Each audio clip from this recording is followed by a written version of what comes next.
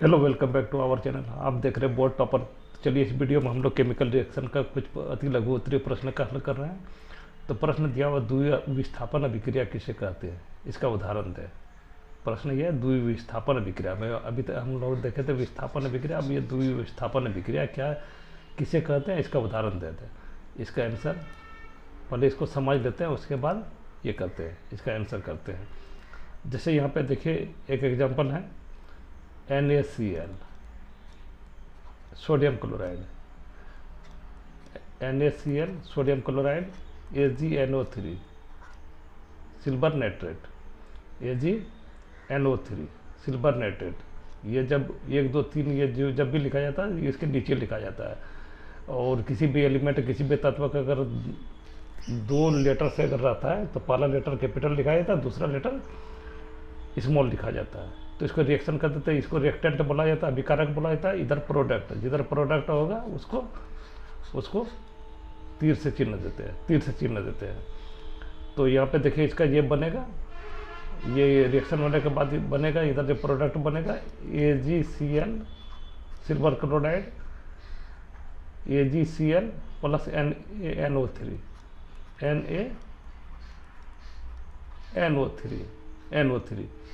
यहाँ पे देखिए NaCl था, यहाँ पे AgNO3 था।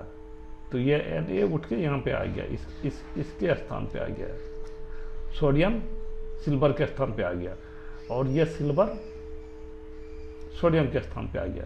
यहाँ पे देखिए NaCl प्लस AgNO3 है, तो यहाँ पे देखिए क्लोरीन की जगह पे सिल्वर आ गया, Ag आ गया, Ag सिल्वर आ गया। तो और यहाँ पे NO3 की जगह पे सोडियम आ गया, NO3 की जगह पे सोडियम आ गया। तो इसको हम लोग इस तरह लिख सकते हैं, जिसमें रिएक्टेंट का अपना जो है रिएक्टेंट का परमाणु या परमाणु का समूह आपस में अदला बदली कर लेता है, उसी को हम लोग द्विविस्थापन अभिक्रिया कर लेते हैं। दोनों अपना स्थान, यहाँ पे सोडियम भी अपना स्थान बदल लिया और सिल्वर भी अपना स्थान बदल लिया। तो इसको चलिए हम लोग लिख लेते हैं द्विविस्थापन अभिक्रिया की परिभाषा लिख लेते हैं। पहले द्विविस्थापन अभिक्रिया का परिभाषा लिख लेते हैं। द्विविस्थापन अभिक्रिया का परिभाषा लिख देते हैं। अभिक्रिया का परिभाषा लिख देते हैं। वो अभिक्रिया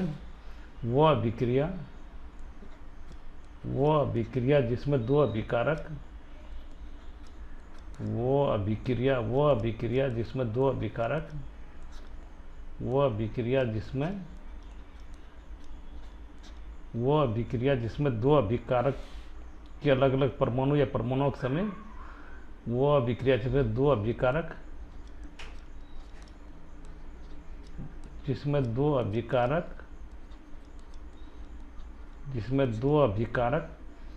के अलग अलग परमाणु या परमाणुओं का समूह, दो अभिकारक के अलग अलग परमाणु या परमाणु का समूह, एटम या एटम का अलग अलग परमाणु या परमाणु का समूह, अलग अलग परमाणु या परमाणु का समूह, अलग अलग परमाणु या परमाणु का समूह, अलग अलग परमाणु या परमाणु का समूह आपस में अदला बदली करके नए पदार्थ बनाते हैं। आपस में अदल बदल करके नए पदार्थ बनाते हैं। अदल बदल करके या अदला बदली करके अदल बदल करके नए पदार्थ बनाते हैं। नए पदार्थ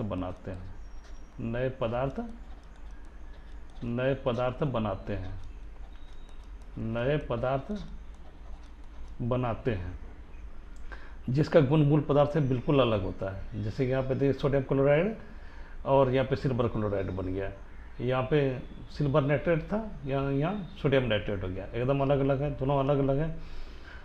तो जिसका गुण मूल पदार्थ से बिल्कुल अलग होता है, जिसका गुण मूल पदार्थ से बिल्कुल अलग होता है, जिसका गुण मूल पदार्थ से बिल्कुल अलग होता है, जिसका गुण मूल पदार्थ से बिल्कुल अलग होता है, मूल पदार्थ से बिल्कुल अलग होता है, बिल्कुल अलग होता है, बिल्कुल अलग होता है, बिल्कुल अलग होता है। तो इसका उदाहरण देख लेते हैं, उदाहरण देख लेते हैं, उदाहरण उदाहरण उदाहरण उदाहरण तो एक उदाहरण तो यही हो गया NaCl, इसको भी लिख देते हैं NaCl plus AgNO3 sodium chloride है और सिल्वर नाइट्रेट, और ये दोनों रिएक्टेंट है। और ये प्रोडक्ट जो बनेगा, यहाँ पे देखिए सिल्वर को हटा के यहाँ पे सोडियम आ गया, सिल्वर को हटा के सोडियम आ गया। सबसे पहले यहाँ पे देखिए सिल्वर सोडियम क्लोराइड है, सोडियम को हटा के यहाँ पे सिल्वर आ गया, तो AgCl आ गया, सिल्वर क्लोराइड हो गया, सिल्वर क्लोराइड हो गया, प्लस यहाँ पे सिल्वर को हटा के ये सोडियम आ गया, तो यहाँ पे सिल्वर को हटा के सोडियम आ गया, तो NaNO3 सोडियम नाइट्रेट बन गया। और दूसरा देख लेते हैं सोडियम सल्फेट, दूसरा उदाहरण कर लेते हैं। दूसरा उदाहरण Na2 सोडियम सल्फेट Na2SO4 ये सोडियम सल्फेट है, ये एक्वस के रूप में प्लस बेरियम क्लोराइड BaCl2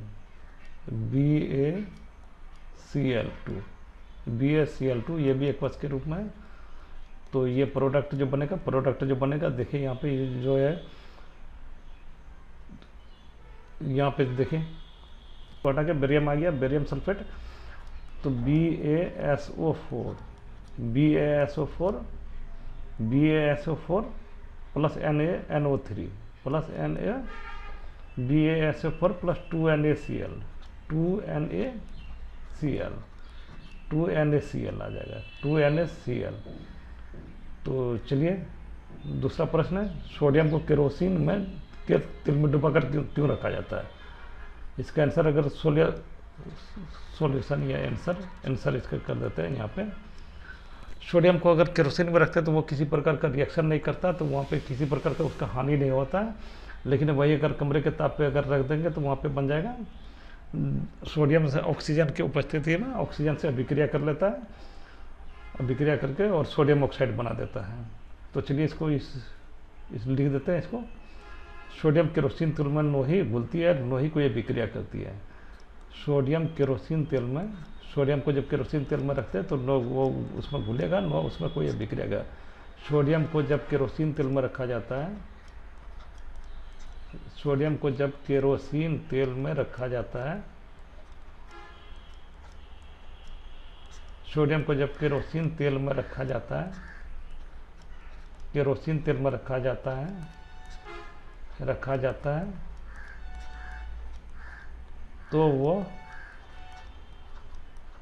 नोही घुलता है, नोही कोई अभिक्रिया करता है, नोही घुलता है, नोही कोई अभिक्रिया करता है, घुलता है और नोही कोई अभिक्रिया करता है, और नोही कोई अभिक्रिया करता है, नोही कोई अभिक्रिया करता है, और कोई अभिक्रिया भी नहीं करता है। केरोसिन तेल में रखने के बाद वो अभिक्रिया भी नहीं करता और उसमें घुलता भी नहीं है।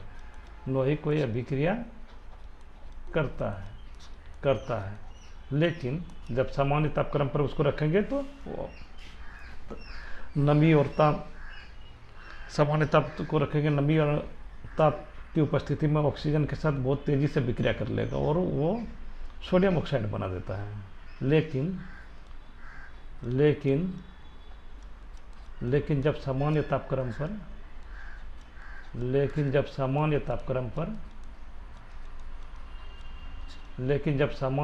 पर रखा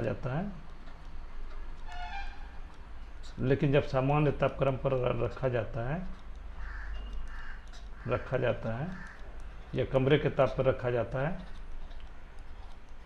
तो नमी तथा ताप की उपस्थिति में, नमी तथा ताप से अभिक्रिया करके, नमी तथा ताप की उपस्थिति में,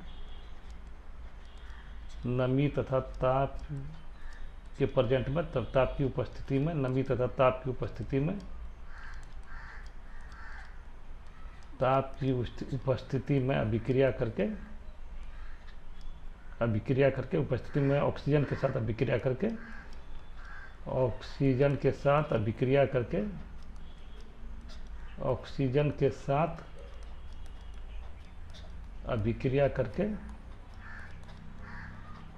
ऑक्सीजन के साथ अभिक्रिया करके सोडियम ऑक्साइड बना देता है। ऑक्सीजन के साथ अभिक्रिया करके, इसीलिए इसको केरोसिन तेल में रखा जाता है। सोडियम स्वतंत्र रूप में नहीं रह पाता, सोडियम ऑक्साइड बना देता है। सोडियम ऑक्साइड बना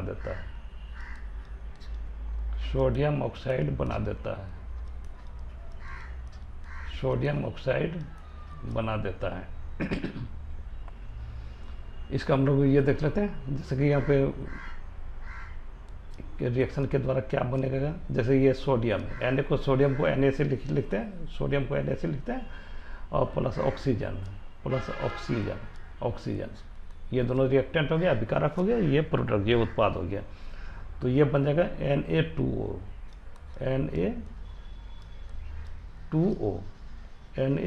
Na2O। तो यहाँ पे देखिए रिएक्शन, ये संतुलित नहीं, समीकरण संतुलित नहीं है। यहाँ पे ऑक्सीजन 2 है, यहाँ पे ऑक्सीजन 1 ही है। तो यहाँ पे 2 ऑक्सीजन करने के लिए यहाँ पे 2 से गुना करना पड़ेगा। तो 2 से गुना करते हैं तो सोडियम भी 2 हो गया, यहाँ पे सोडियम 2 हो गया, नहीं सोडियम 4 हो गया, ये 2 और ये यहाँ पे सोडियम 2 में 4 हो गया। तो यहाँ पे 4 लिखना पड़ेगा, सोडियम की जगह 4 लिखना पड़ेगा, तब रिएक्शन बैलेंस होगा, संतुलित समीकरण होगा। तो अगला प्रश्न, इसको निम्न समीकरण को संतुलित कीजिए। तो इसको संतुलित करते हैं, आंसर संतुलित कर देते हैं। ये सोडियम है, ये सोडियम प्लस ऑक्सीजन, इसको संतुलित कर देते हैं। ये दोनों रिएक्टेंट है, ये इधर प्रोडक्ट बन जाएगा। प्रोडक्ट ये दिया हुआ है हम लोगों को Na2O, इसको बोल रहा है संतुलित करने के लिए। यहाँ पे देखिए ऑक्सीजन 2 है, यहाँ पे ऑक्सीजन 1 है, दोनों तरफ बराबर होना चाहिए। जैसे कि दोनों तत्वों के बराबर होना चाहिए। जैसे यहाँ पे सोडियम है तो सोडियम जितना है तो इधर भी रिएक्टेंट है जितना उतना प्रोडक्ट होना चाहिए। किसी प्रकार का ह्रास या हानि नहीं होना चाहिए या ज़्यादा नहीं होना चाहिए। यहाँ पे ऑक्सीजन 2 है तो यहाँ पे ऑक्सीजन 1 है, तो इसको 2 से गुना कर लेते हैं, 2 से यहाँ पे कर लेते हैं। तो यहाँ पे नहीं लिखा जाता है, जब भी लिखा जाता है तो इसके बाहर में लिखा जाता है। तो अब ये देखिए पूरा इसमें हो गया, सोडियम ऑक्साइड पूरा में हो गया। तो यहाँ पे तो ऑक्सीजन तो बैलेंस हो गया, लेकिन सोडियम बैलेंस नहीं हो गया, सोडियम 4 हो गया। यहाँ पे Na2 है और यहाँ 2 से ये कर दिया तो 4 सोडियम हो गया। तो अब इसको सोडियम को बैलेंस करने के लिए यहाँ पे 4 सोडियम को ये करना पड़ेगा। और दूसरा समीकरण है H2O2।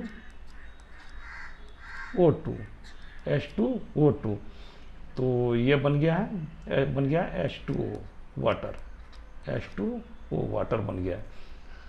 तो H2O2, तो यहाँ पे देखिए H2O2, तो यहाँ पे देखिए यहाँ पे ऑक्सीजन 2 है, यहाँ पे ऑक्सीजन 1 है। 2 करने के लिए यहाँ पे पहले बड़ा वाला का ही उसको ये कर लेते हैं, हल कर लेते हैं। जो ऑक्सीजन 2 है, यहाँ पे ऑक्सीजन 1 है, इसको 2 करने के लिए यहाँ पे 2 से गुना कर देते हैं तो 2H2O हो गया। लेकिन यहाँ पे हाइड्रोजन यहाँ पर 4 हो गया और यहाँ पे हाइड्रोजन 2 ही है, तो यह 2H हो जाएगा, 2H2। तो अब देखिए समीकरण बैलेंस हो गया। जैसे यहाँ पे हाइड्रोजन 4 हो गया तो यहाँ भी 2H2 है, तो हाइड्रोजन 4 हो गया। ऑक्सीजन यहाँ पे 2 है तो यहाँ 2H2 है, तो ये 2 से इसमें ये हो जाएगा, तो ये ऑक्सीजन भी 2 है। इसी तरह दोनों में बैलेंस हो गया। इस तरह का और वीडियो देखने के तो वीडियो को प्ले लिस्ट बना हुआ है, जहाँ पर सभी विषय का तैयारी कराया गया है, जिसमें साइंस, SST, मैथ सभी विषय का विस्तृत रूप से अध्ययन कराएगा। Thank you for watching, thank you.